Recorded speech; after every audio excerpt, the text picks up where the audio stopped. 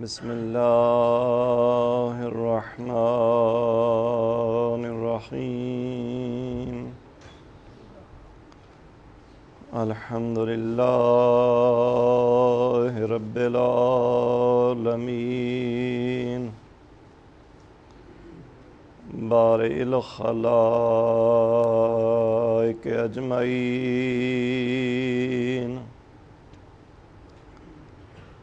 الحمد للہ الذی تخیرت فی اشعۃ انوارہ افہام الموحدین وتقاصرت دون ادراک کمالہ اوہام المتوہمین الحمد للہ الذی توحد بالعظمۃ والعلاء وتفرد بالجود والکبریاء لا يبلغ مدحته القائلون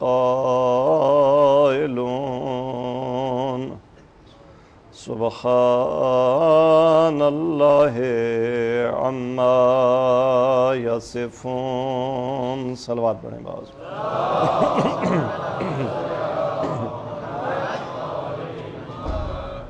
ثم الصلاة والسلام على سيد الأنبياء والمرسلين أبي القاسم محمد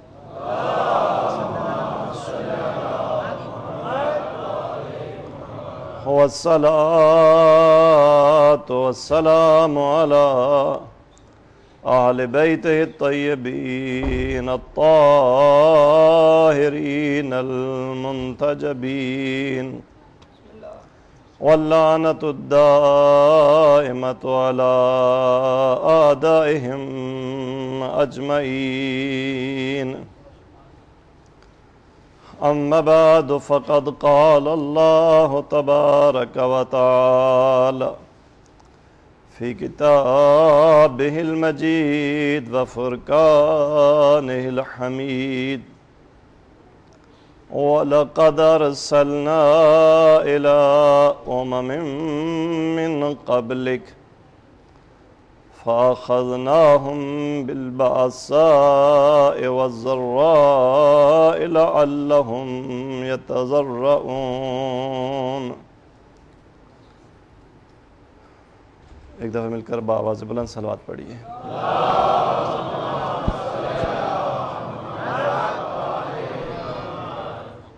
اعظم اللہ اجورنا و اجورکم بمصابنا بمولانا حسین بن علی علیہ السلام وجعلنا اللہ و ایاکم من الطالبین بثارہ مع ولینا و مولانا حجت ابن الحسن ایک دفعہ مل کر بآواز بلند صلوات پڑھیے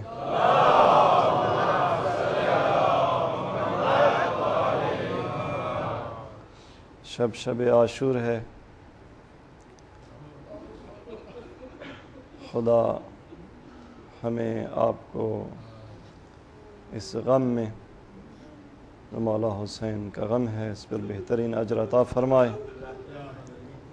اور ہمیں مولا کے خون کا بدلہ لینے والوں میں سے قرار دے اپنے ولی آخر الزمان مولانا حجت ابن الحسن مولا کا جل ظہور فرمائے اور انشاءاللہ ہمیں امام کے سپاہیوں میں سے قرار دے اور مولا حسین کے خون کے طالبین میں سے قرار دے ایک دفعہ پھر بھی مل کر بآواز بلند صلوات پڑھیے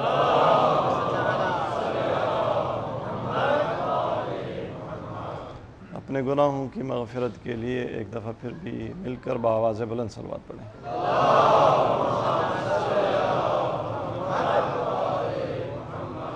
مجلس عزا کی مقبولیت کے لیے، اہل بیت کی خوشنودی کے لیے، 12ویں سرکار کے جلد ظہور کے لیے ایک دفعہ پھر بھی مل کر بآواز بلند صلوات پڑھیں۔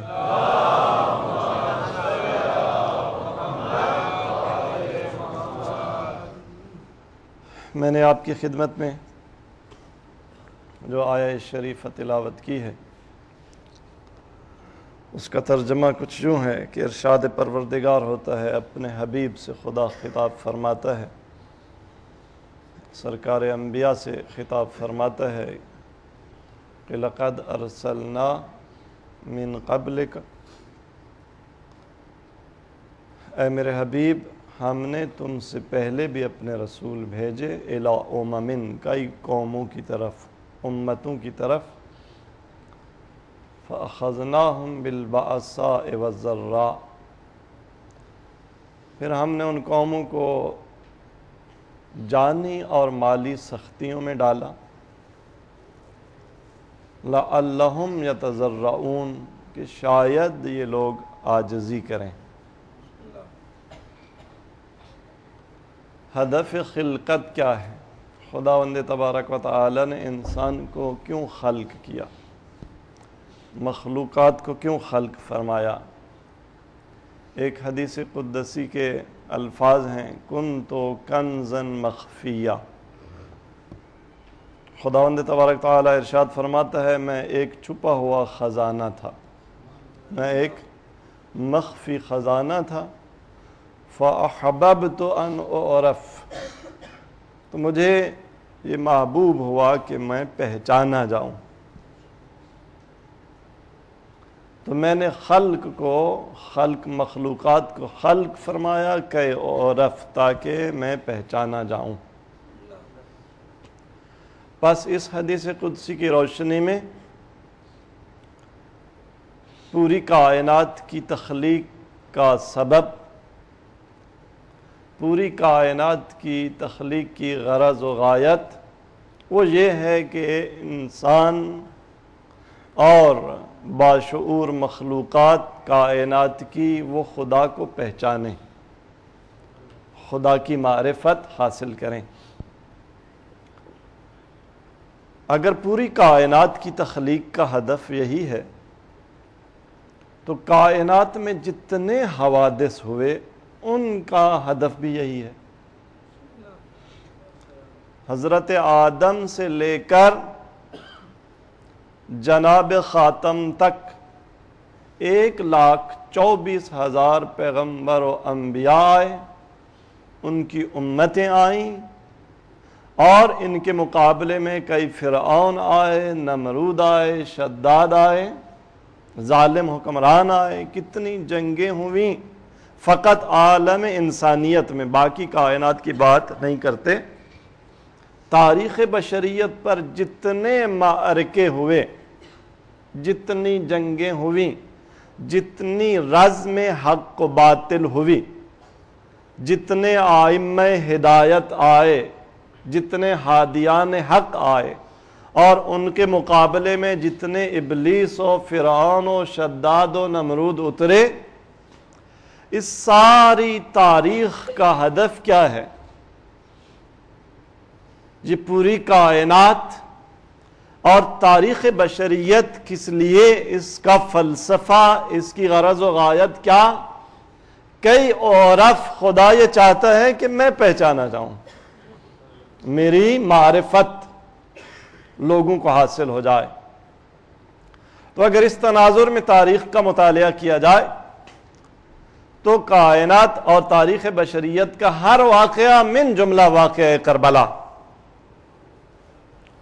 وہ اس لیے وجود میں آیا تاکہ ہم آپ اپنے پروردگار کی معرفت حاصل کر سکیں، اور اسی امر کو، اسی حقیقت کو میرے مولا امام حسین علیہ السلام نے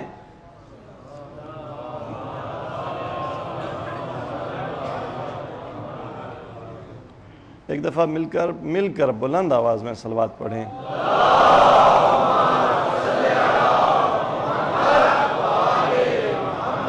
مولا نے اپنی اس دعا میں جو مقام عرفہ پر امام نے دعا معروف اپنی پڑھی ہے جسے دعائے عرفہ کہتے ہیں، اس میں مولا نے بھی یہی جملے ارشاد فرمائے کہ اے میرے پالنے والے، اے میرے معبود، میں نے کائنات کی چیزوں کی دگرگونی اور بدلتے حالات سے یہ جانا کہ ان مرادک منی، کہ یہ جو تو نے مجھے خلق کیا ہے اس سے تیری مراد، تیری غرض و غایت کیا ہے؟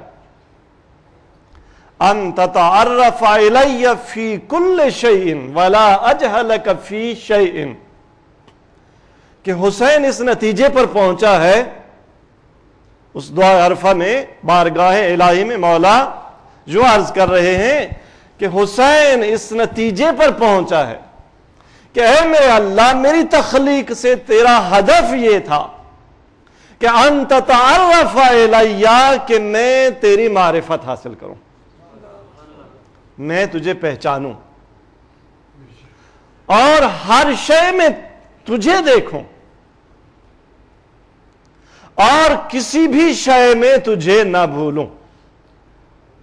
یہ نہیں کیا، یعنی حسین مولا نے انسان کی زندگی کا اعلیٰ، انتہائی، آخری، نہائی ہدف بتا دیا کہ انسان اپنی سیر میں، انسان اپنے سلوک میں، انسان اپنے سفر میں کہاں پہنچے؟ یہاں پہنچے کہ ہر شے میں اسے خدا نظر آئے، کائنات کی ہر چیز میں اسے خدا نظر آئے۔ وَلَا أَجْهَلَكَ فِي شَيْءٍ، کائنات کی کسی بھی چیز کو دیکھتے ہوئے حسین خدا سے غافل نہ ہو جائے۔ ادھر مل کر بلند آواز میں صلوات پڑھیے۔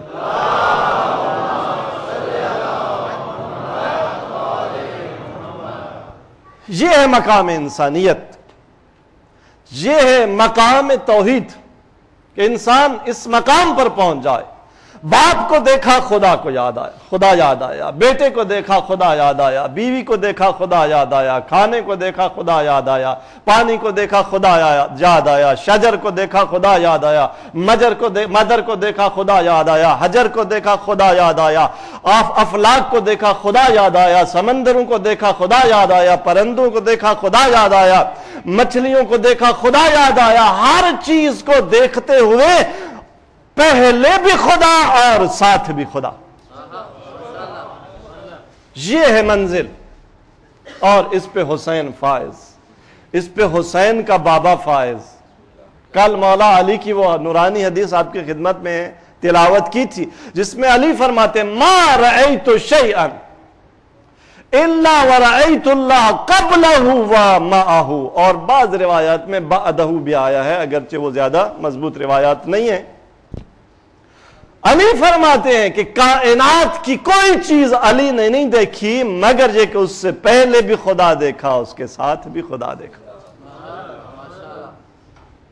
اور یہاں حسین فرما رہے ہیں کہ اے میرے اللہ، حسین معرفت کی اس منزل پہ پہنچ گیا کہ میری تخلیق سے تیرا ہدف یہ تھا کہ حسین ہر چیز میں تجھے دیکھے، کسی چیز کو دیکھتے ہوئے تجھ سے غافل نہ ہو۔ حسین اپنے علی اصغر میں تجھے دیکھے، علی اصغر کو دیکھتے ہوئے تجھ سے غافل نہ ہو۔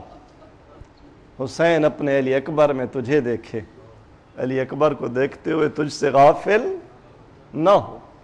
حسین اپنے بیوی بچوں کو دیکھتے ہوئے تجھے دیکھے، انہیں دیکھتے ہوئے تجھ سے غافل نہ ہو۔ تو یہ ہے مقام توحید، اس مقام پہ پہنچنا چاہیے ایک مومن کو کہ کون ہے میرا رب، کون ہے کائنات کی ہر چیز کا رب۔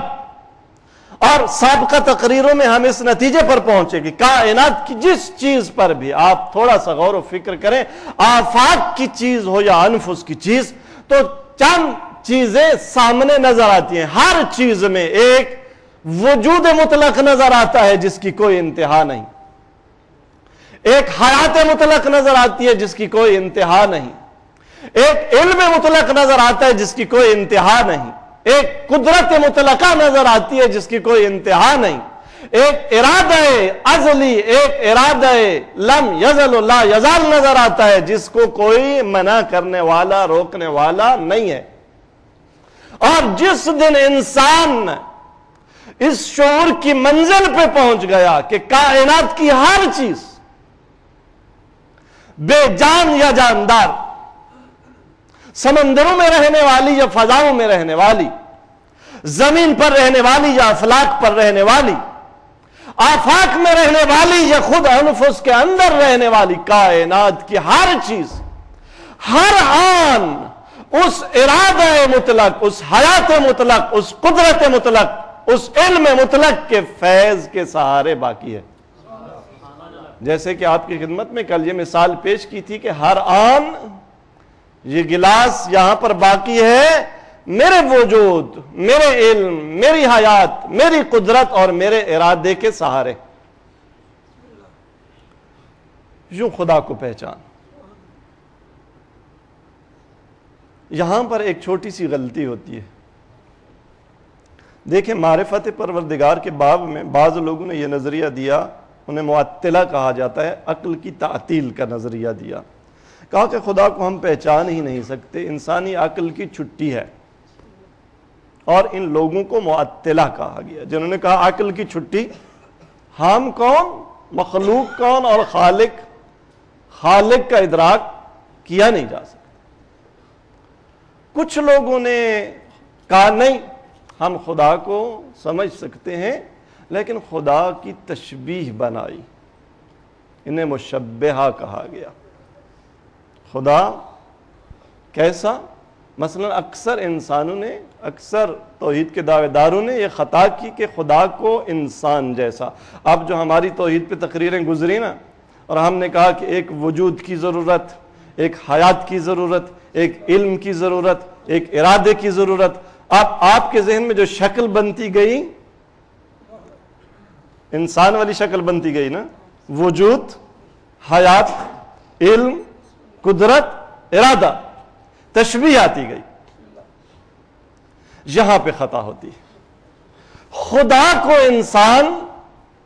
انسان جیسا، انسانی شمائل والا، انسانی خصوصیات والا، اور یہ جو خدا کو آپ انسانی شکل و صورت میں مجسم کرتے گئے، یہاں پر معصوم نے فرمایا خبردار، یہ خدا جو تم نے ذہن میں بنایا ہے یہ خدا نہیں ہے، یہ تمہارے ذہن کی مخلوق ہے، مردود الیکم، تمہارے منہ پہ ماری جائے گی۔ یہ تمہاری کھوپڑی میں یہ صورت بن گئی نا خدا کی، یہ خدا نہیں ہے۔ لہذا امامیہ نے، ائمہ طاہرین کے ماننے والوں نے کہا کہ نہ عقل کی چھٹی، توصیف، لیکن توصیف کے ساتھ فوراً تنزیہ، اے میرے اللہ۔ اسی لیے تو آپ نماز کی ہر حالت کے بعد کہتے ہیں اللہ اکبر، توصیف کرنے کے بعد کہ میرا اللہ جو توصیف میں نے بیان کی ہے اس سے بلند و برتر ہے۔ یہ شعور و فکر خدا کو درک نہیں کر سکتا۔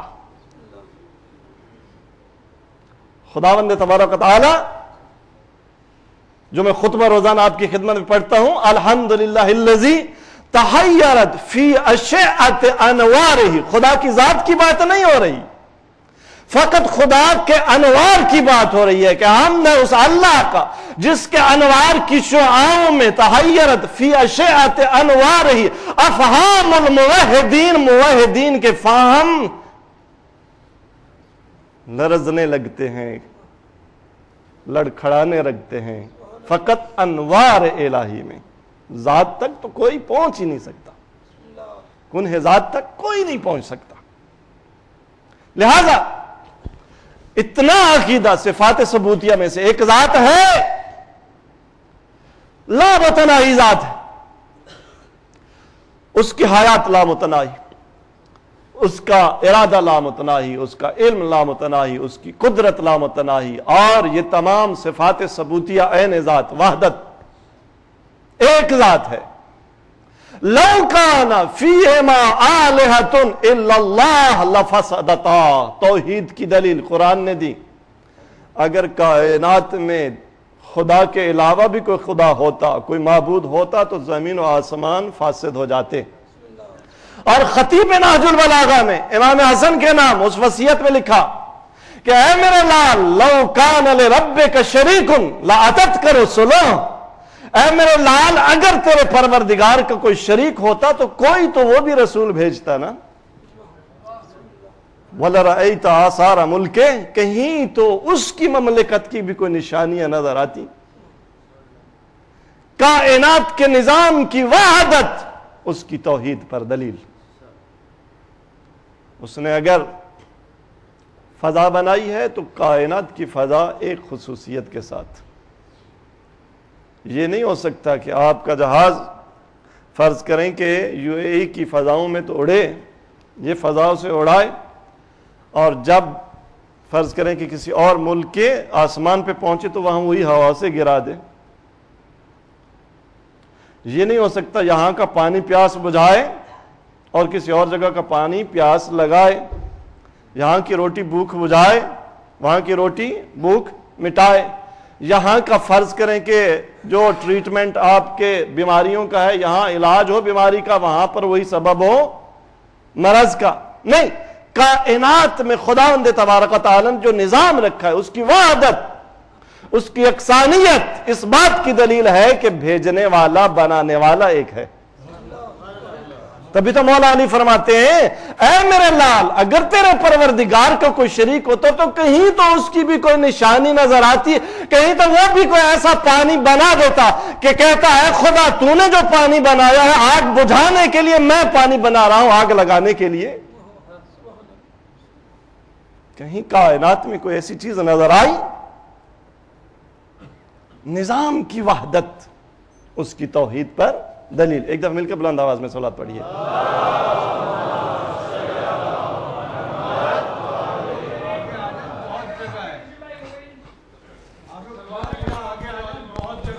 حال بھر چک۔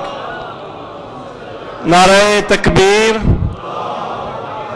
نعرہ تکبیر، نعرہ رسالت، نعرہ رسالت، نعرہ حیدری، نعرہ حیدری، نعرہ صلوات۔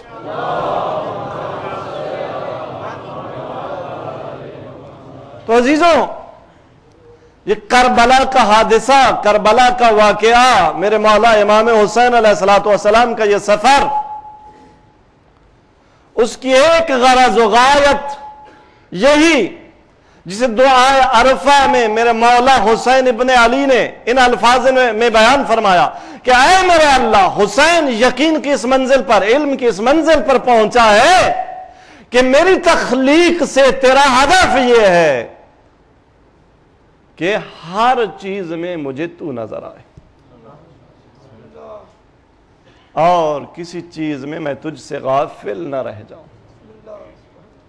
اس منزل پر پہنچنا ہے عزیزوں، یہ ہے منزل ہماری حسینیوں کی، یہ نشان منزل حسین نے دکھا دیا کہ یقین کی اس منزل پر پہنچو، کائنات کی کوئی چیز بھی جب تمہیں نظر آئے اس سے پہلے بھی خدا نظر آئے، اس کے ساتھ بھی خدا نظر آئے۔ یعنی کیا؟ یعنی پانی نظر آیا، دیکھا کہ پانی پیاس بجھاتا ہے، روٹی نظر آئی کہ روٹی بھوک مٹاتی ہے، جاب نظر آئی کہ جاب روزگار مہیا کرتی ہے، بچے نظر آئے کہ بچوں سے دل کو ٹھنڈک ملتی ہے، بیوی نظر آئی کہ گھر کا سکون ملتا ہے۔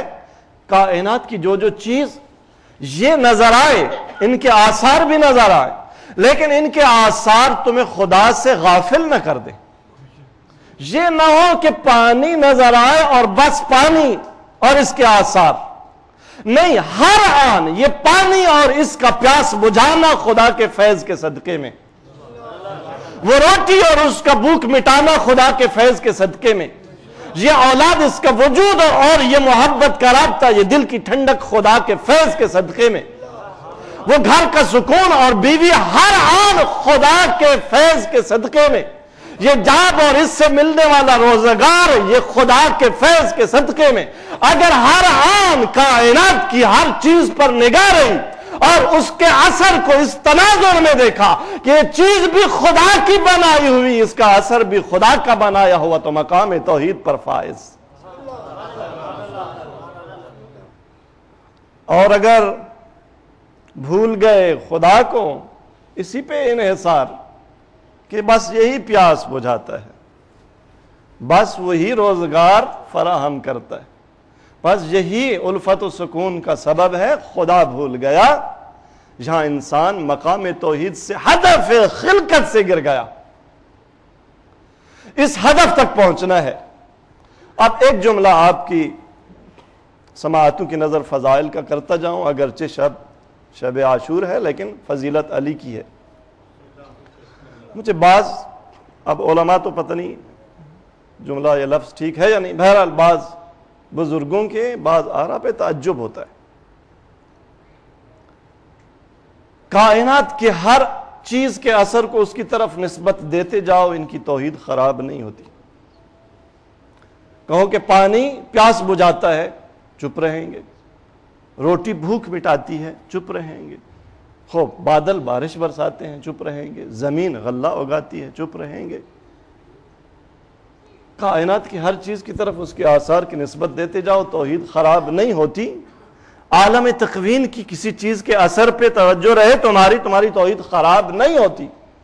لیکن اس کائنات کے لیے جو اشرف المخلوقات ہے، ان کے سید و سردار، اگر ولایت کی بات آ جائے کہ علی یہ اثر دکھاتا ہے، تو توحید خراب ہونے لگتی ہے تمہاری۔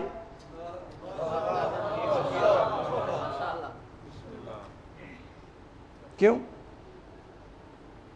علی کے فضائل بیان نہ کرو، کیوں بھائی؟ اس لیے کہ توحید خراب ہوتی ہے، شرک ہے۔ آپ اگر پانی کی فضیلت بیان کر جائیں، آپ اگر روٹی کی فضیلت بیان کر جائیں، اگر ہوا کی فضیلت بیان کر جائیں، آپ اگر سمندروں کی فضیلت اور آثار بیان کر جائیں، آپ اگر خاک کی فضیلت بیان کر جائیں، آپ اگر افلاک کی فضیلتیں بیان کرتے جائیں، کہیں توحید خراب نہیں ہوتی۔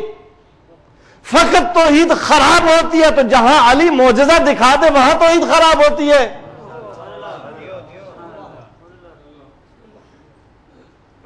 نہیں میرے عزیز، تو نے توحید کو سمجھا نہیں، تیری نگاہ توحیدی نہیں ہوئی۔ یہاں تو تیری توحید ہر جگہ خراب۔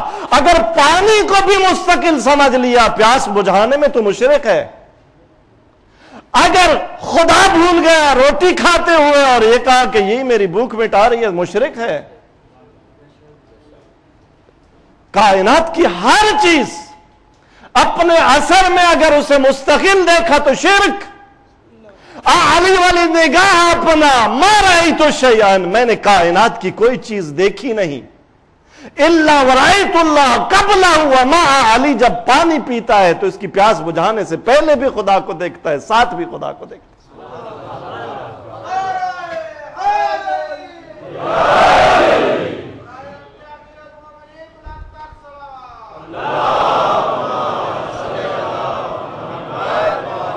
میرے معصوم فرماتے ہیں کہ جناب آصف ابن برخیہ کو جنہوں نے آن کی آن میں کہا کہ قبل ان یرتد الیک طرفک، اس سے پہلے کہ تیری آنکھ جب کہ یمن سے ملکہ سبا کا، بلقیس کا تخت بیت المقدس میں حاضر کر دوں گا، کیا تھا اس کے پاس؟ علم من الکتاب، 72 اسم اعظم کے 72 حروف میں سے ایک حرف کا علم تھا۔ اگر وہ آنکھ جھپکنے سے پہلے یمن سے بیت المقدس میں یہ تخت حاضر کر دیتا ہے تو معصوم فرماتے ہیں ہمیں 72 میں سے 71 حروف کا علم دیا گیا ہے۔ وہ علی آن کی آن میں ڈوبے ہوئے سورج کو پلٹا نہیں سکتا، وہ علی مردوں کے ساتھ باتیں نہیں کر سکتا، اس علی کو اصحاب کہف اٹھ کر یہ جواب نہیں دے سکتے کہ لا نرد السلام الا علی نبینا او وصی نبی، ہم نہیں جواب دیتے مگر نبی کے سلام کا جواب دیتے ہیں، نبی کے وصی کے سلام کا جواب دیتے ہیں۔ اگر وہ علی، تیری ہوا، تیری فضا اگر ٹنوں کے لوہے کو جہاز کی صورت میں اڑاتی رہے، تیری توحید خراب نہیں ہوتی۔ علی اگر چادر کے سفینے کو یا ریح احملنا کہہ کر اڑا دے تو تیری توحید خراب ہوتی ہے۔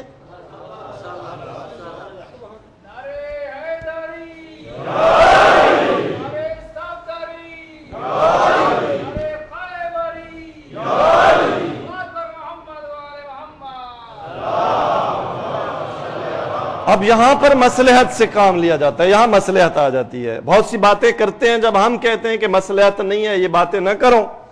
البتہ میرا ذاتی نظریہ یہ ہے کہ حق کی بات ہر جگہ کہنی چاہیے۔ ہاں، مصلحتوں کا شکار ہونا یہ دین کی تبلیغ میں آڑے ہے۔ حق کی بات عالم کو کرنا چاہیے، ٹھیک کرتے ہو، وہاں اگر کوئی اعتراض کرے تو یہی کہتے ہو نا کہ مصلحتوں کا شکار نہیں ہونا چاہیے۔ تو علی کے فضائل میں کیوں مصلحتوں کا شکار ہو جاتے ہو، کہتے ہو توحید خراب ہوتی ہے؟ پتہ چلا ابھی تک نگاہ وہ توحیدی نہیں ہوئی جو علی کی نگاہ تھی۔ اگر نگاہ یہ بن جائے جس طرح سے علی فرماتے ما رأیت شیئا الا ورأیت اللہ قبلہ وما، علی نے کائنات کی کوئی چیز نہیں دیکھی مگر اس سے پہلے بھی اللہ کو دیکھا، اس کے ساتھ بھی اللہ کو دیکھا۔ اب میں ایک جملہ کہہ رہا ہوں، ما رأیت علیا، اگر مومن کی نگاہ علی والی بن جائے تو بے شک علی جتنے آثار ہیں علی کے خدا نے دیے ہیں۔ علی کی ولایت تشریع، علی کی ولایت تکوینی، کائنات کی ہر چیز پر علی حکمرانی کر سکتا ہے، اور توحید بھی خراب نہیں ہوتی۔ فقط علی کو دیکھنا یوں ہے، آپ دیکھتے ہوئے یہ کہیں ما رأیت علیا، میں نے علی کو نہیں دیکھا، الا ورأیت اللہ قبلہ وما، میں نے علی سے پہلے بھی خدا کو دیکھا، علی سے بعد بھی، علی کے ساتھ بھی خدا کو دیکھا۔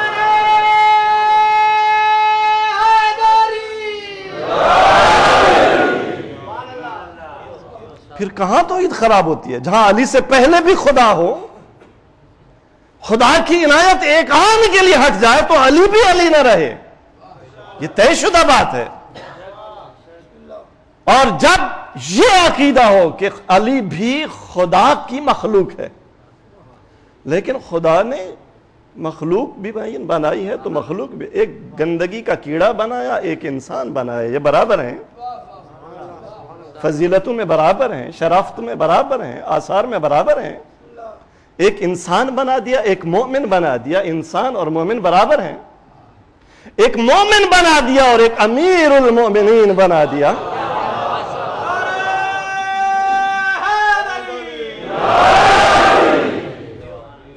فضیلتیں خدا کی دی ہوئی ہیں لیکن ہیں، لہذا ان کا انکار کہ توحید خراب ہوتی ہے نہیں میرے دوست، تھوڑا سا نگاہ توحیدی، زاویہ توحیدی بنا لے، کہیں توحید خراب نہیں ہوتی۔ تو عرض کر رہا تھا، ایک دفعہ لوٹ کر آتے ہیں، فلسفہ آفرینش، ہدف خلقت انسان کیا ہے؟ حسین فرما رہے ہیں خدا نے فرما دیا توحید کی منزل پہ پہنچنا۔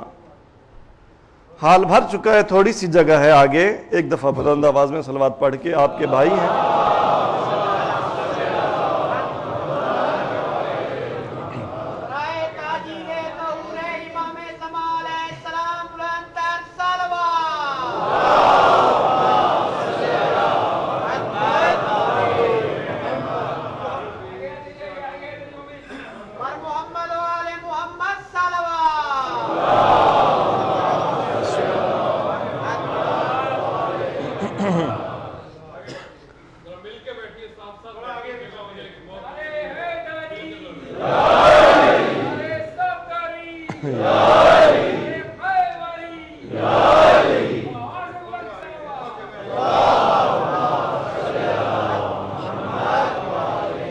اللہ کے نبی کو بے موسم انگوروں کا تحفہ ملا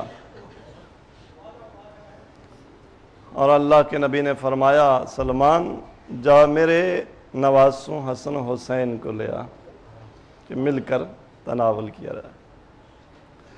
جناب سلمان گئے، نہیں مل رہے نبی کے نواسے، آ کے عرض کی مولا ڈھونڈتا رہا ہوں نہیں ملے نواسے تیرے۔ اللہ کا نبی تھوڑا مضطرب، کہیں کسی یہودی کی سازش نہ ہو، کسی یہودی کے ہاتھ میرے نواسے نہ لگ جائیں کہ جبرائیل نازل ہوا۔ آ کے عرض کرنے لگے اللہ کے نبی تیرے نواسوں کو یہودیوں سے کوئی خطرہ نہیں ہے، ہاں اگر خطرہ ہے تو تیری امت کے منافقوں سے خطرہ ہے، لہذا یہودیوں کی بابت پریشان نہ ہو، اور فلاں بنی دہدا کے باغ میں تیرے نواسے سوئے ہوئے۔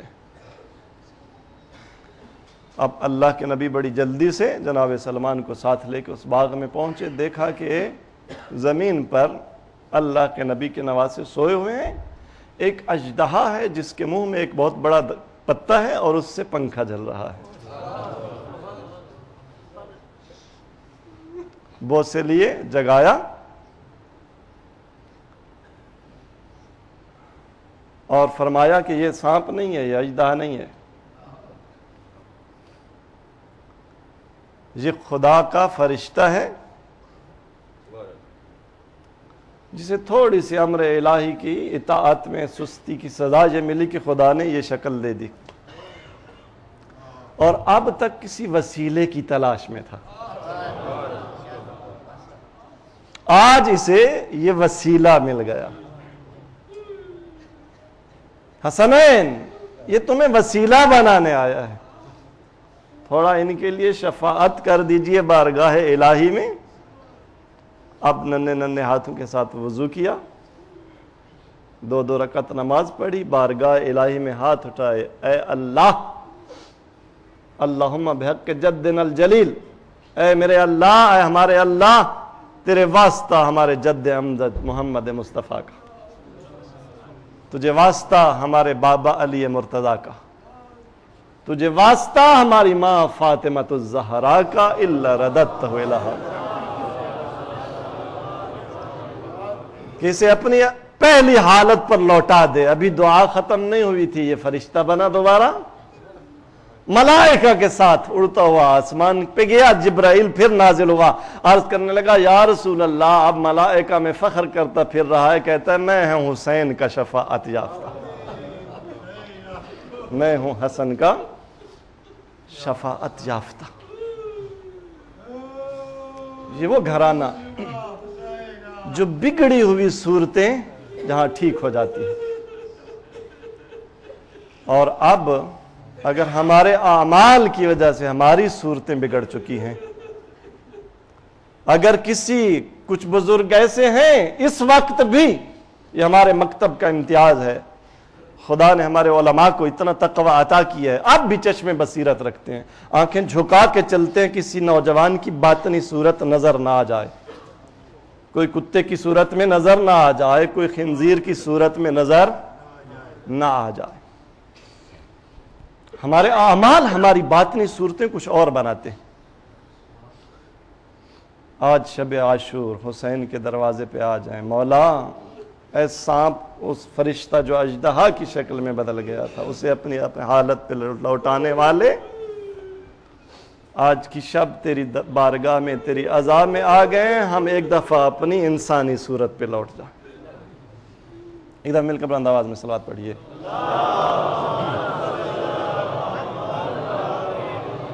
تو عزیزوں، اس مقام توحید پر پہنچنا ہے ہدف، جو حسین مولا نے بتایا، جو علی مولا نے بتایا، اور وہ آیہ شریفہ جو میں نے خطبے میں آپ کی خدمت میں عرض کی، تلاوت کی، کہ ارشاد پروردگار ہوتا ہے، اے میرے حبیب، تجھ سے پہلے جتنے بھی رسول ہم نے بھیجے اور ان رسولوں کی امتوں پر جتنی بھی سختیاں بھیجی، کیوں؟ لعلہم یتضرعون، شاید عاجزی پہ آ جائیں۔ انسان فقیر ہے نا، کائنات کی ہر چیز فقیر ہے، وہ جو یہاں پہ تھما ہوا ہو ہر وقت میرے ارادے، میرے وجود، میرے عنایت، میرے خیال کے تو فعل، تو فقیر ہے یا نہیں؟ میرے وجود کا فقیر ہے نا۔ اور یہ مثال بار بار سمجھانے کے لیے دے رہا ہوں، کائنات کی ہر چیز، ہر آن، وہ سید الانبیاء ہو، سید الاوصیاء ہو، یا کائنات کی حقیر سے حقیر ترین مخلوق ہو، ہر آن فیض الہی کے سہارے باقی، اور جو دوسروں کے فیض کے سہارے باقی ہو اسی کو کہا جاتا ہے عاجز، اسی کو کہا جاتا ہے فقیر۔ اور جس کے فیض کے سہارے باقی اسے کہا جاتا ہے غنی.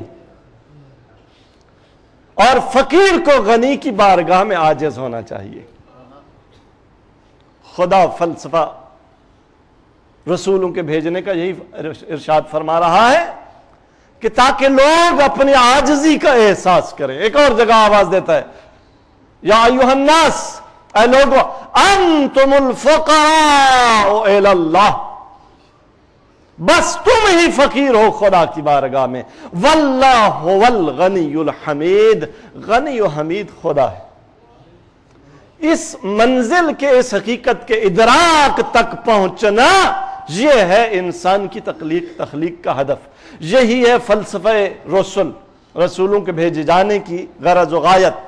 یہی ہے کربلا کی غرض و غایت کہ انسان اپنے فقر کا احساس کرے. اور یہ حسین مولا نے یہ درس بھی عرفات کے میدان میں اپنی دعا عرفہ میں نے الفاظ میں دیا.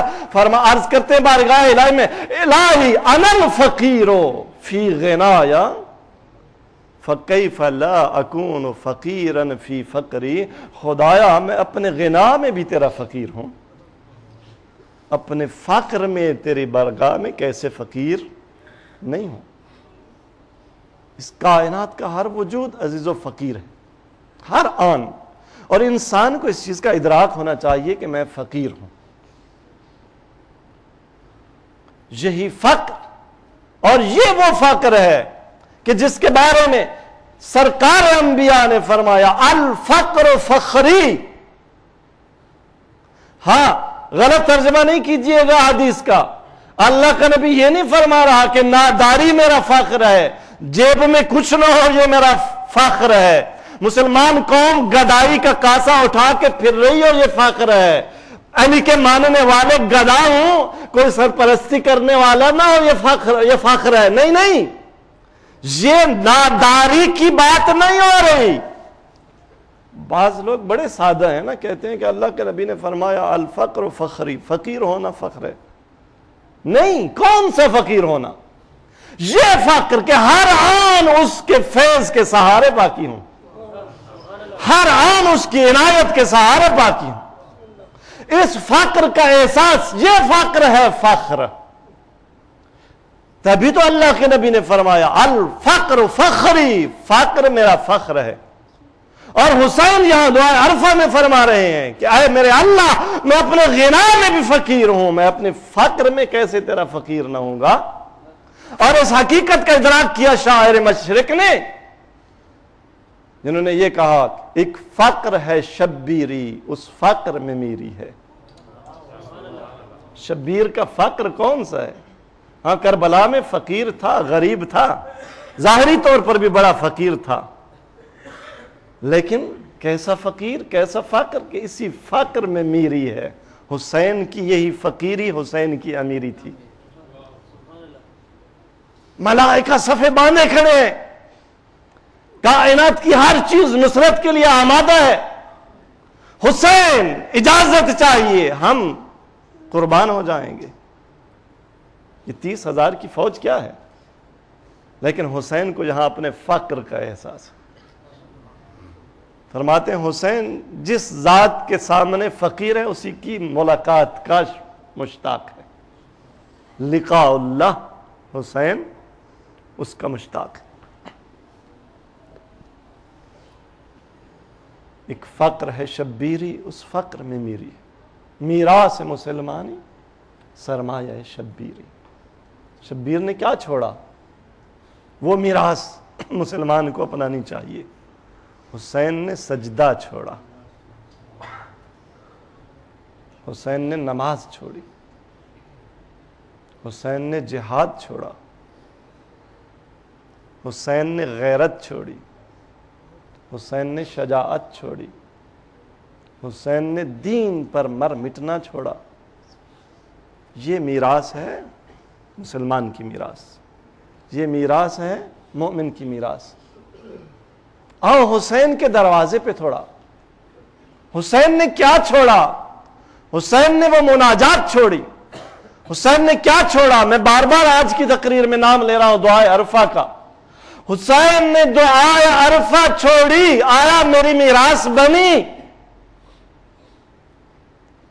اس مجمع میں کتنے لوگوں نے، اب میں نہیں پوچھنا چاہتا، صرف سوال آپ کے سامنے رکھنا چاہتا ہوں کہ روز عرفہ امام حسین نے یہ جو میراث چھوڑی ہے دعا عرفہ کتنے لوگ پڑھتے ہیں؟ آپ خود اپنے گریبان میں جھانکیے، حسین کی میراث کیا ہے اور ہم نے کتنی یہ میراث لی؟ آج آپ تھک کر نہیں سنیں گے، شب عاشور ہے، آج کی مجلس میری تقریر اس لحاظ سے آخری تقریر ہے، اور میں تھوڑا تو وہ جو ہم نے موضوع رکھا تھا نا، حسین مرکز علم و آگہی، حسین معرفت توحید کا مرکز، حسین ہمیں دروازے توحید پر لے کے جاتا ہے۔ آج تھوڑا سا اس میراث کے قریب ہوتے ہیں، میں جی چاہتا ہے کہ آج چند جملے جو توحید کے سمندر میں ڈوب کر حسین کی زبان سے ادا ہوئے، ایک دفعہ مل کر بلند آواز میں صلوات پڑھیے۔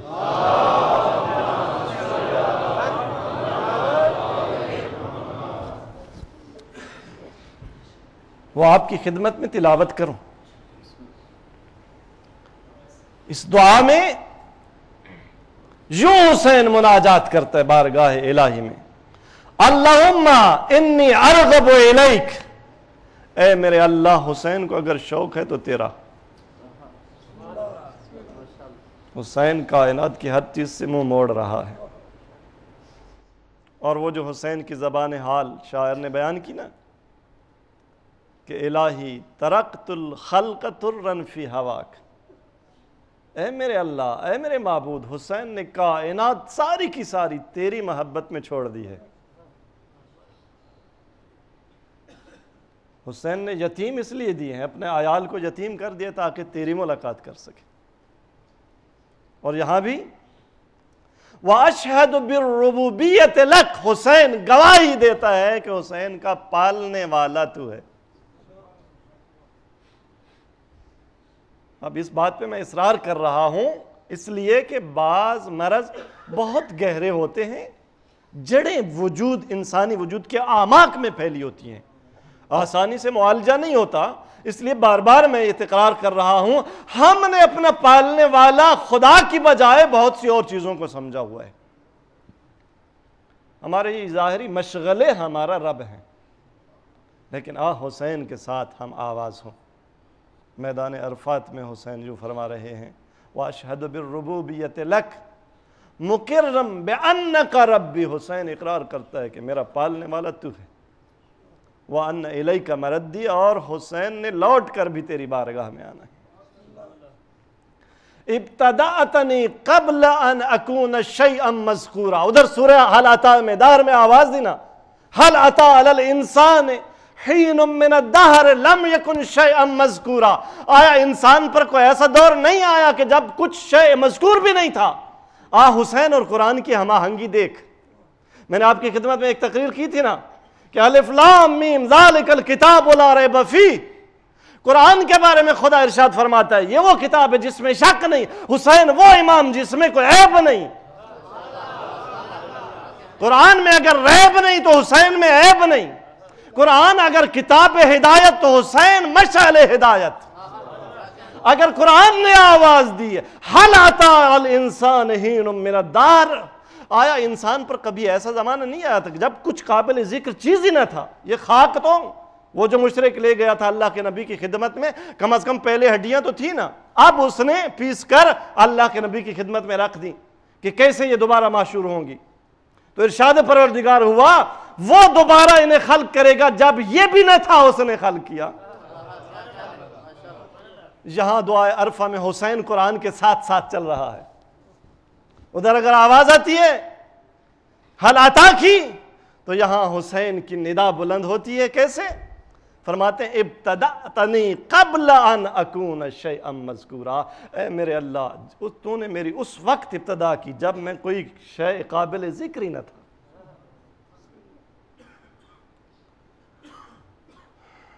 وَخَلَقْتَنِي مِنَ التُّرَابِ، وہ جو آیہ شریفہ وَمِنْ آیَاتِهِ أَنْ خَلَقَكُم مِّن تُرَابٍ، خدا کی نشانیوں میں سے ایک نشانی یہ کہ اس نے مٹی سے تمہیں خلق کیا۔ ادھر اگر قرآن میں آواز آتی ہے کہ یا ایھا الناس ان کنتم فی ریب من البعث، اگر تمہیں بعث میں قیامت کے دن دوبارہ اٹھائے جانے میں شک ہے تو آیا ہم نے تمہیں مٹی سے پیدا نہیں کیا؟ آیا ہماری نشانیوں میں سے یہ نہیں ہے کہ اس خاک سے، بے جان خاک کے ذرات سے تجھے جیتا جاگتا بولتا سوچتا سنتا تقریر کرتا انسان بنا دیا؟ تو یہاں حسین بھی قرآن کے ساتھ ساتھ چل رہا ہے۔ دیکھیے دعا کا دوسرا نام ہے قرآن سائد، ایک ہے قرآن نازل، وہ جو اللہ کا کلام ہے، اور ائمہ طاہرین کی مناجات کو کہا جاتا ہے قرآن سائد، جو اوپر بارگاہ الہی میں قرآن جاتا ہے۔ تھوڑا اس قرآن کے ساتھ انس بناؤ، تھوڑا اس قرآن کے ساتھ بھی انس ہونا چاہیے۔ حسین کس طرح سے مناجات کرتا ہے؟ خلقتنی من التراب، اے میرے اللہ تو نے مجھے مٹی سے خلق کیا، ثم اسکنتنی الاسلاب، پاک سلبوں اور طاہر ارحام میں میرا نور منتقل ہوتا رہا۔ میں اپنی خلقت سے، آپ ترجمہ پیش کر رہا ہوں، میں اپنی خلقت کے مراحل سے بے خبر تھا۔ لم تشہدنی خلقی، خدایا تو نے مجھے میری تخلیق کے مراحل دکھائے نہیں۔ وَلَمْ تَجْعَلْ إِلَيَّ شَيْئًا مِّنْ أَمْرِ، یہ جو تخلیق کے مراحل تھے اس میں کسی مرحلے میں خدا نے خود مجھ پر ذمہ داری نہیں ڈالی کہ اپنا فلاں خلیہ بنا، تیری آنکھ بنانی ہے اس میں میری مدد کر، تیرے سماعت کا نظام بنانا ہے اس میں میری مدد کر، تیرے ہاضمے کا نظام بنانا ہے اس میں میری مدد کر، تیری قوہ عاقلہ بنانی ہے اس میں میری مدد کر۔ نہیں، کسی مرحلے پر خدا نے خود میرے حوالے کوئی کام نہیں کیا۔ تبھی تو بارگاہ الہی میں حسین عرض کرتا ہے، یہاں تک کہ اپنی ازلی ہدایت کے سبب تو نے مجھے رحم مادر سے آغوش دنیا میں مکمل خلقت اور بہترین صورت میں منتقل کیا۔ اب جب کہ میں ایک طفل صغیر تھا تو نے پنگھوڑے میں میری حفاظت کی، میرے لیے دودھ پلانے والیوں کا بندوبست کر دیا، دودھ کی میرے الفاظ میں 32 دھاریں بنا دیں کہ حلق نازک اور دھار تیز نہیں ہونی چاہیے، کہیں حلق زخمی نہ ہو جائے۔ ماؤں کے دل میں الفت رکھ دی، پالنے والیوں کے دل میں انس رکھ دیا، بہن کے دل میں محبت، بابا کے دل میں شفقت، بھائی کے دل میں مہربانی، اور میں بڑھتا رہا۔ جن و انس کے شیطانوں کے حملوں سے خدا تو مجھے بچاتا رہا، مجھے اعضاء و جوارح میں ہر قسم کی زیادتی اور کمی سے تو نے بچا لیا، نہ اپاہج بنا، نہ اضافی ٹانگ لگی، نہ ہاتھ 2 کی بجائے 4 ہو گئے۔ تو کتنا عالی مرتبت ہے اے خدا رحیم و رحمان، تو نے مجھے اتنا پالا یہاں تک کہ میں بولیاں بولنے لگا۔ آپ تھک کر سن رہے ہیں تو میں ختم کر دیتا ہوں۔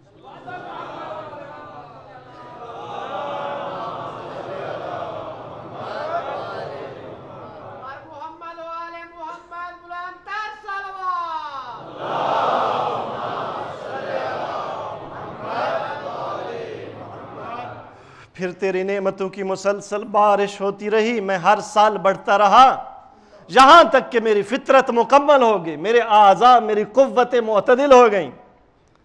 تب تو نے مجھ پر اپنی حجت تمام کر دی، مجھے اپنی معرفت الہام کر دی، میرے دل میں اپنی معرفت کا نور ڈال دیا، اور اپنی خلقت کے عجائب میں میری عقل ہی غوطہ کر دیا۔ یہ عقل میری اب تیری خلقت کے عجائب میں جب غوطہ لگاتی ہے تو حیران رہ جاتی ہے، ایک ایک چیز میں۔ اس دن سمندر کے کنارے کچھ دوست لے گئے، ایک صدف اتنی خوبصورتی سے بنا ہوا کہ انسان اسے دیکھتا رہ جائے۔ کون ہے جو سمندروں کے اعماق میں اس پہ اتنی ریزہ کاری کرتا ہے؟ کون ہے؟ کہتے ہیں پانی پہ نقاشی نہیں کی جا سکتی نا، میں کیا تھا، میری حقیقت کیا تھی، وہ نطفہ، کیسی نقاشی کی اس نے اس نطفے پہ۔ هو الذی یصورکم فی الارحام کیف یشاء، رحموں میں جیسی تصویر چاہتا ہے تمہاری بناتا ہے۔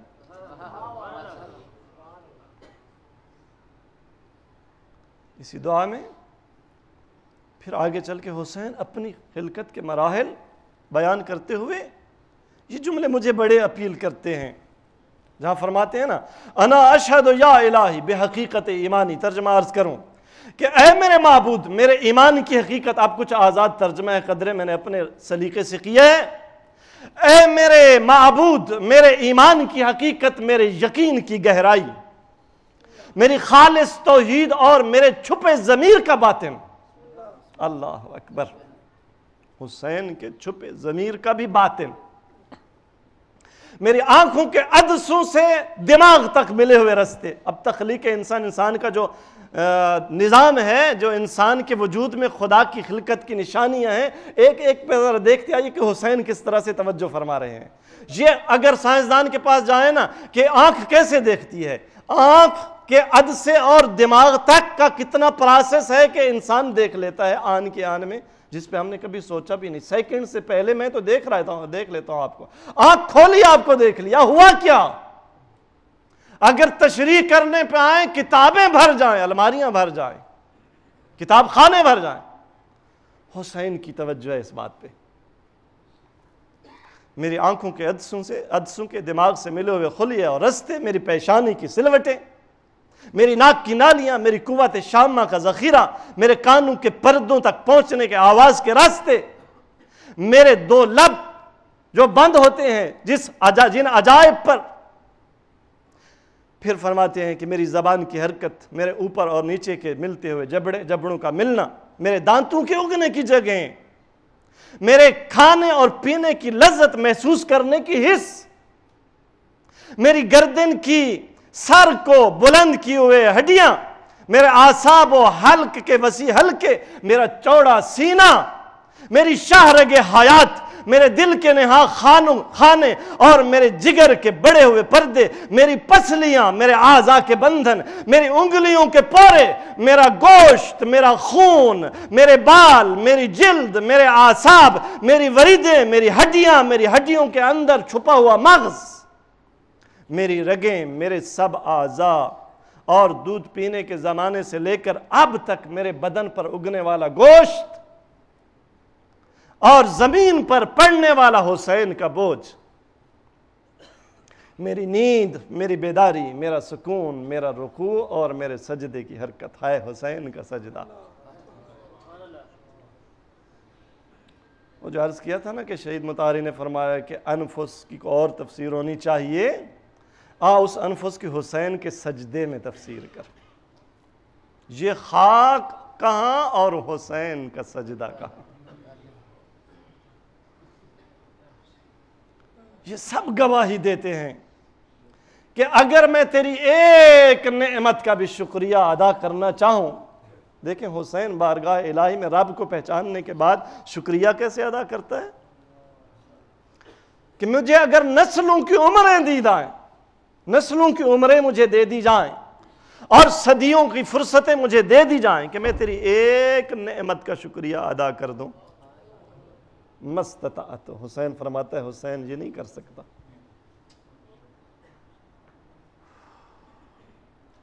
اب ہمیں بھی اگر جوانی دے دی جائے، 60 سال کی عمر دے دی جائے، تمام طاقتیں اور فرصتیں دے دی جائیں کہ ہم یہ جو ایک نعمت اللہ نے دے دی نا عزاداری کی، حسین پہ رونے کی، تنہا یہی ایک نعمت کہ شب عاشور ماتمدار آ گئے امام بارگاہ میں، حسین کو حسین کے جوان علی اکبر کا پرسہ دے۔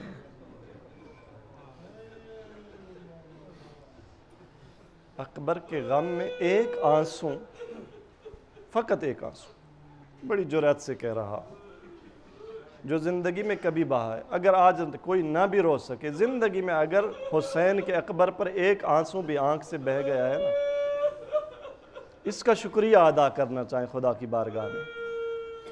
صدیوں کی عمر بھی خدا دے دے تو اس کا شکریہ ادا نہیں کیا جا سکتا۔ ہاں، اس لیے کہ حسین کا اکبر کتنا حسین تھا۔ حسین کا اکبر حسن میں اس منزل پر کہ مدینہ کی گلیوں میں پھپھیاں ایسے نہیں جانے دیتی تھیں، نقاب ڈال کر جاتے تھے. اتنا ہنسی. بعض روایات میں نے دیکھا ہے کہ بنی ہاشم کی دو نوجوان اگر بازار میں آ جاتے تو بازار بند ہو جاتا تھا. لوگ دکانیں بند کر کے ان کی زیارت کرتے. ایک قمر بنی ہاشم حضرت عباس ہے علمدار، اور دوسرے حسین کا جوان علی اکبر. کیسا پیارا. اشبہ الناس خلقا و خلقا و منطقا برسولک. اللہ کے رسول سے سب سے زیادہ اگر کوئی شباہت رکھتا تھا اپنی گفتار میں، اپنے کردار میں، اپنی صورت میں. حسین مولا نے نانا کی وفات کے بعد بارگاہ الہی میں دعا کی تھی نا، بار الہا نانا کی زیارت کو جی چاہتا ہے کوئی ایسا بیٹا عطا کر کہ اسے دیکھ کر نانا کی زیارت کر. یہ حسین کی دعا تھی، اللہ نے علی اکبر دیا تھا. علی اکبر کی آواز کاملاً اللہ کے رسول کی آواز. علی اکبر کا چلنا اللہ کے رسول کا چلنا. علی اکبر کی گفتار اللہ. روایات میں ہے کہ جب اللہ کے رسول کی آواز سننے کا لوگوں کو جی چاہتا تھا تو مدینے آتے، اور جس حویلی میں علی اکبر قرآن کی تلاوت کر رہے ہوتے تھے لوگ باہر کھڑے ہو جاتے. یہ آواز جب کانوں پر آتی تو رسول کی آواز کی یاد تازہ. یہ ظاہری شباہتیں، یہ اکبر کا ظاہری جمال و کمال. اور آج اکبر کی ایک اور فضیلت بھی سن لیجئے، پرسہ بھی آپ دیں گے. ایک جملہ مصائب کا ہے، وہ انشاءاللہ ہم عرض کریں گے آپ کی خدمت میں، کہ ایک منزل پر علی اکبر نے بابا کی خدمت میں آ کر ایک ایسا جملہ کہا ہے جو کسی کربلا کے شہید نے نہیں کہا. اور آپ نے سنا ہوا ہے وہ جملہ. ایک منزل پر علی اکبر بابا کی خدمت میں آئے اور آ کے عرض کیا نا کہ بابا العطش قد قتلنی. بابا علی اکبر کو پیاس نے مار ڈالا ہے. یہ جملہ تو باقی نوجوانوں نے بھی کہا، جناب قاسم نے بھی آ کے کہا، علی اصغر کی پیاس بھی آپ کے سامنے ہے. کربلا کا ہر شہید یہ جملہ کہتا رہا، العطش قد قتلنی. حسین بابا علی اکبر کا جگر کباب ہو گیا. لیکن اگلا جملہ وَسِقْلُ الْحَدِيدِ قَدْ أَجْهَدَنِي. لفظی ترجمہ یہ ہے کہ لوہے کے بار نے مجھے تھکا دیا ہے. کون سا لوہا؟ جو زرہ پہنی ہوئی تھی، جو تلوار اٹھائی ہوئی تھی، جو خود تھی. اچھا، علی اکبر جیسا نوجوان شجاع، ٹھیک ہے پیاسا تھا. پیاسا تو حضرت قاسم بھی تھا، حضرت عباس بھی تھا، اور نوجوان بھی تھے. کسی نے آ کے یہ شکایت نہیں کی کہ زرہ کے بوجھ نے مجھے تھکا دیا. خصائص زینبیہ کا مؤلف یہ کہتا ہے کہ ایک عالم دین کے یہ ذہن میں یہ سوال آیا کہ اکبر جیسا شجاع تھک کیوں گیا تھا؟ یہ حسین مولا کی زری پہ گیا. اس نے رکا لکھا، زری میں ڈالا، حسین مجھ پر یہ راز منکشف نہیں ہو رہا. تیرا علی اکبر اتنا ضعیف تو نہیں تھا کہ اسے زرہ کا بوجھ تھکا دے. ذرا یہ راز واضح ہو جائے علی اکبر کو کس چیز نے تھکا دیا تھا. عالم خواب میں مولا کی زیارت ہوئی یا جواب آیا؟ جیسے بھی جواب یہ آیا کہ علی اکبر کو لوہے کے وزن نے نہیں تھکایا تھا، بلکہ کیا تھا؟ حملتہ اسقال الامامہ. حسین نے اکبر کو جب میدان میں بھیجا ہے نا، رسول سے تو شباہت رکھتا بھی تھا، ایک لحظے کے لیے امامت کی ذمہ داریاں بھی اکبر کے کندھوں پر ڈال دی تھی. امام بنا کے بھیجا تاکہ دشمن پر پوری حجت تمام ہو. پس آزادہ رو. اب کربلا کا منظر ہے، حسین غریب کے سامنے کون کھڑا ہے؟ یہی علی اکبر. اور آ کے کہہ رہا ہے بابا میں میدان میں جانا چاہتا ہوں. حسین نے ہر نوجوان کو روکا، علی اکبر کو روکا نہیں. لیکن حسین کیسے اجازت دے میرے بیٹے چلے جاؤ موت کی طرف. بس روایات کہتی ہیں نظر الیہ نظر آیس، جب کوئی کسی سے مایوس ہو جائے نا، حسین نے مایوسی بھری ایک نگاہ اکبر کی طرف دیکھی. اور پھر آسمان کا رخ کیا، بارگاہ الہی میں ایک شکوہ کیا، اللہم اشہد علی ہؤلاء القوم، اے میرے اللہ اس قوم پر گواہ رہنا، اس قوم کی طرف وہ نوجوان جا رہا ہے جو تیرے رسول سے گفتار میں، کردار میں، چلنے میں ہر طرح سے شباہت رکھتا تھا، ہمیں جب رسول کی زیارت کا شوق ہوتا تھا اس نوجوان کی زیارت کیا کرتے تھے۔ جب حسین نے یہ جملے ادا کیے، یہاں سے علی اکبر کو پتا چلا بابا میرے میدان میں جانے پہ راضی ہیں۔ حسین نے فرمایا میرے لال، ماں سے اور پھپھیوں سے الوداع کر لو۔ اب جناب علی اکبر خیموں میں آئے، لیکن خیموں میں عزاداروں علی اکبر جب آئے، روایات سے یہ پتہ چلتا ہے جیسے کچھ جنازہ اٹھا ہوا ہو نا، اور گھر میں جنازہ آ جائے اور تشییع ہو رہی ہو، ہر بندہ کہتا ہے ہمیں چہرہ دیکھنے دے، ہمیں بوسہ لینے دے۔ عزاداروں کوئی بی بی رکاب پکڑتی ہے بوسہ لیتی ہے، کوئی ہاتھ پکڑتی ہے بوسہ لیتی ہے، کوئی علی اکبر کی آبا پکڑ لیتی ہے۔ آبی کہتا ہے کئی دفعہ خیمے کا دروازہ اٹھا، پھر کوئی بی بی بلا لیتی ہے، اکبر جلدی نہ کر اور ٹھہر کے جا میرے لال۔ اور یہاں حسین نے اکبر کو روکا، سر پر رسول کا امامہ رکھ دیا اور کمر میں اللہ کے رسول کا پٹکا باندھ دیا اور رسول کی ابا کاندھوں پر ڈال دی۔ اب علی اکبر یوں چلے میدان کی طرف جیسے کوئی جنازہ چلتا ہے۔ عزادار و اکبر بڑھ رہے تھے کہ کیا کیا، دیکھا کہ پیچھے سے کسی کے آنے کی آہٹ محسوس ہو رہی ہے۔ اکبر نے جو مڑ کے دیکھا اور ضعیف بابا ساتھ ساتھ چلا رہا ہے۔ اکبر نے پوچھا ہوگا بابا آیا میدان میں جانے سے رک جاؤں؟ فرمایا نہیں میرے لال، ایک جید عالم سے میں نے سنا، حسین نے کہا اکبر ایک احسان کر، جہاں تک ہو سکتا ہے مڑ مڑ کے اپنے چہرے کی زیارت کرواتا جا۔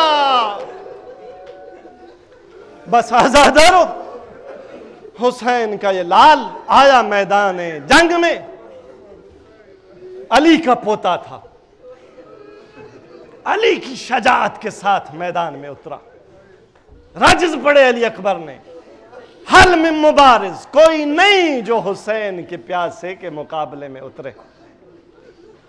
شیخ عباس قمی علیہ رحمت لکھتے ہیں کہ جب کوئی میدان میں نہیں نکل رہا، علی اکبر نے خود حملہ کیا، فوجوں پہ حملہ کیا حسین کے لال نے، اور ایسا حملہ کیا، اتنے مارے کہ اس محدث کے الفاظ میں دشمن کی فوج سے فقط گریے کی آوازیں بلند ہو رہی تھی، رونے کی آوازوں کے علاوہ کچھ نہیں۔ اکبر نے پورا میدان خالی کر دیا۔ آفرین حسین کا پیاسا، خالی ہو گیا میدان۔ اب اکبر کو میرے تخیل یہ بتاتا ہے کہ ایک خیال آیا کہ جب میں خیمے سے چلا تھا نا، بابا ساتھ چلے تھے، بابا کے لیے میری جدائی بڑی سخت تھی، بابا نے کہا تھا اکبر جہاں تک ہو سکے مڑ مڑ کے چہرے کی زیارت کراتے جانا، اچھی فرصت مل گئی ایک دفعہ جا کے بابا کو اپنا چہرہ دکھا لوں۔ علی اکبر میدان سے چلے، حسین کے پاس آئے، سلام کیا، لیکن ایک ایک عضو سے خون بہ رہا ہے، اکبر کی حالت نڈال ہے، اور آ کے ایک جملہ کہا جس نے حسین کو تڑپا دیا۔ آ کے کہا بابا العطش قد قتلنی، بابا پیاس نے اکبر کو مار ڈالا، وسکل الحدید قد اجہدنی، بابا کوئی پانی کی سبیل ہو سکتی ہے؟ شاید اب جناب علی اکبر کو ایک دفعہ مدینہ میں مسجد میں بے موسم انگور مانگ لیے تھے، حسین نے ستون مسجد سے معجزہ کے ذریعے سے انگور پیش کر دیے تھے۔ آج علی اکبر کو شاید توقع، لیکن حسین کی مجبوری ہے، معجزہ دکھا نہیں سکتا۔ حسین مولا نے فرمایا اکبر اپنی زبان ذرا میرے منہ میں رکھ۔ اکبر پیاسا تھا، لیکن اللہ جانے زہرا کا لال کتنا پیاسا تھا۔ تبھی تو زہرا نے وصیت کی تھی زینب اور میرے حسین کا خیال رکھنا، اسے پیاس بہت لگتی ہے کہ یہ ایسا نہ ہو حسین پیاسا رہ جائے۔ آج زینب بھی مجبور ہے، حسین کو پانی نہیں پلا سکتی، بس آزاد رہو۔ علی اکبر نے حسین کے منہ میں اپنی زبان رکھی، فوراً زبان نکالی، عرض کی بابا تیری زبان تو میری زبان سے بھی زیادہ خوش گئے۔ قربان جو، لیکن یہ اکبر کا سوال پانی کا حسین پہ بہت بھاری تھا۔ حسین نے ایک جملہ یہاں پہ فرمایا، بیٹا میدان جنگ میں چلے جاؤ، تھوڑی سی جنگ لڑو، تمہارے نانا حوض کوثر سے تمہیں سیراب کریں گے۔ اب وہی حسین جو اکبر کی شہادت پہ راضی نہیں، جب حسین کو پتہ چلا نا اکبر بہت پیاسا ہے، پانی نہیں ہے، خود راضی ہو گئے کہ میرا بیٹا چلا جا، بس تھوڑی سی جنگ اور لڑ، حوض کوثر سے نانا سیراب کریں گے، بس آزاد رہو۔ اب اکبر میدان میں کیا اترا، یک بارگی حملہ ہوا، حسین کا چاند فوج کی گھٹا میں چھپ گیا، ایک ظالم نے سر پہ گرز مارا۔ اب علی اکبر گھوڑے کی زین پہ نہ سنبھل سکے، علی اکبر کو ایک برچھی نیزہ مارا گیا، علی اکبر نے گھوڑے کی گردن میں باہیں ڈالی اور شہید مطہری لگتے ہیں۔ اب گھوڑا بجائے اس کے خیمے لے جاتا جہاں دشمن کی فوج تھی، گھوڑا اسی طرف لے گیا۔ اب جس کے ہاتھ میں جو تھا فَقَطَّعُ بِالسُّيُوفِ عِرْبًا عِرْبًا، اور حسین کے بیٹے کو دشمنوں نے تلواروں سے ٹکڑے ٹکڑے کر دیا۔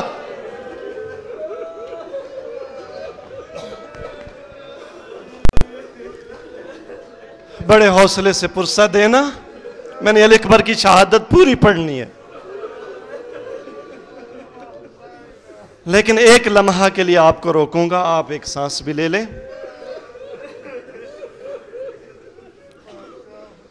فرض کر لیں جہاں خیام حسینی ہے، اگر آپ کربلا گئے ہیں نا، جہاں ہے خیمے، اور درمیان میں فرض کریں کہ کم از کم 500 قدم کے فاصلے پہ کم از کم مولا حسین کی زری، اور اس سے آگے اتنے فاصلے پہ میدان جنگ تھا جہاں جنگ ہو رہی تھی، جہاں حسین کا علی اکبر گرا۔ اب ادھر علی اکبر گرا، آواز دی بابا میری مدد کو پہنچ۔ تاریخ بتاتی ہے یہاں حسین کی آنکھوں کا نور چلا گیا، حسین کو کچھ نظر نہیں آتا تھا، حسین چل نہیں سکتے تھے، ایک آواز دیتے تھے یا علی یا علی۔ علماء فرماتے ہیں پتہ نہیں نجف والے بابا علی کو مدد کے لیے بلا رہے تھے یا پوچھ رہے تھے علی اکبر کہاں گرے ہو، اور میرا جوان بیٹا تو کہاں ہے؟ زانو بے لاش پہ سر رشید، حسین کوہنیوں کے بال چلتا ہوا علی اکبر کی لاش پہ پہنچا، لیکن وہ مطلب ذرا ذہن میں آئے، خیموں سے جہاں علی اکبر گرے تھے کم از کم 1000 قدم کا فاصلہ ہوگا، لیکن اس سے پہلے کہ حسین علی اکبر کی لاش پہ پہنچتے اور خیموں سے ایک بی بی نکلی اور زینب نکلی، اور جس نے یہ فاصلہ طے کیا جب حسین پہنچے تو پہلے زینب نے علی اکبر کو سینے سے لگایا ہوا تھا، ہائے میرے بیٹا، ہائے میرے بھائی کے لیے۔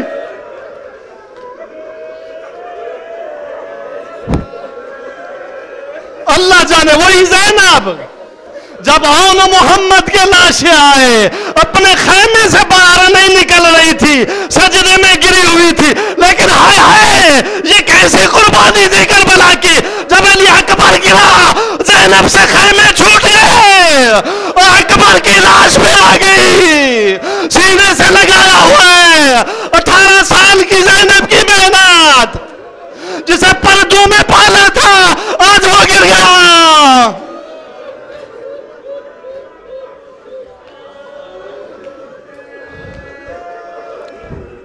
اور بعض علماء فرماتے ہیں زینب اس لیے آئی، زینب کو پتا تھا اگر میں نہ ہوئی یہ ضعیف بابا اگر جیسے جوان حسین کی روح پرواز کر جائے گی. بس آزاد رہو. آخری مرحلہ، خدا کسی ضعیف باپ کو جوان بیٹے کی لاش پہ نہ لائے، اور وہ بھی برچھی سینے میں چھپی ہوئی. حسین نے کس صبر کے ساتھ یہ برچھی نکالی اور دیکھا کہ اکبر کی سانسیں ٹوٹنے لگی، اکبر کی روح پرواز ہونے لگی. اور اکبر نے البتہ ایک جملہ کہہ دیا تھا، بابا وہ جو میں نے تم سے پانی مانگا تھا نا اور تمہارے لیے بہت گراں تھا، یہ نانا ہے، انہوں نے مجھے پانی پلا دیا ہے. بابا آپ پریشان نہ رہنا. اکبر سیراب ہو گیا اور نانا سلام دے رہے ہیں، کہتے حسین تو بھی بڑا پیاسا ہے، جلدی آ جا، ہم تیرے انتظار میں ہیں. بس آزاد ہو رہے. یہ جملہ کہہ کر اکبر تو چلے گئے. حسین نے کہا للدنیا بعدک الافاق، او میرے لال تو استراحت پا گیا، تیرا بابا اکیلا رہ گیا، تیرے بعد اکبر دنیا کی زندگانی پر خاک ہو.